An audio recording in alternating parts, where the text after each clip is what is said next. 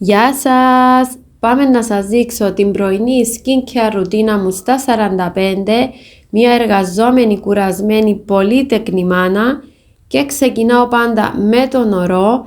Αυτόν το διάστημα χρησιμοποιώ προϊόντα της Vichy, ορών και κρέμα προσώπου, L'Oréal του ματιού και αντιλιακή Garnier με βιταμίνη C με SPF 50.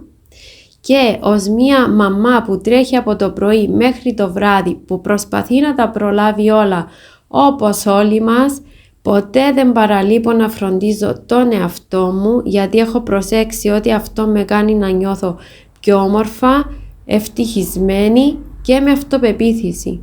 Όταν μία μαμά είναι χαρούμενη, είναι και τα παιδιά της χαρούμενα. Μην παραλείπετε ποτέ την περιποίηση της επιδερμίδας σας, όσο κουρασμένες και αν νιώθετε. Όσο φροντίζουμε τον εαυτό μας, αυτό δείχνει ότι αγαπάμε τον εαυτό μας και αυτό δεν θα το κάνει κανένας για εμάς. Με τα σωστά προϊόντα και τις ανάγκες της επιδερμίδας μας, μπορούμε να καθυστερήσουμε τις γραμμές, τις ρητίδες, τη χαλάρωση και των ανομοιόμορφων τόνων και όλα αυτά που μας προβληματίζουν καθώς μεγαλώνουμε. Γυναικάρες μου, δεν έχει άσχημες γυναίκες, όλες μας είμαστε όμορφες, έχουμε κάτι διαφορετικό, αυτό που μας κάνει να ξεχωρίζουμε.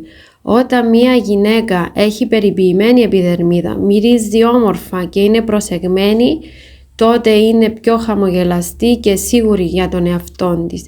Αυτή είναι όλη η ομορφιά και φαίνεται και ξεχωρίζει μέσα στο πλήθος. Λοιπόν, αυτές ήταν οι απόψεις οι δικές μου, γιατί τις αντιμετωπίζω και στη δουλειά μου. Είμαστε λαμπερές και όμορφες. Θα τα πούμε στο επόμενο. Φιλούθκια!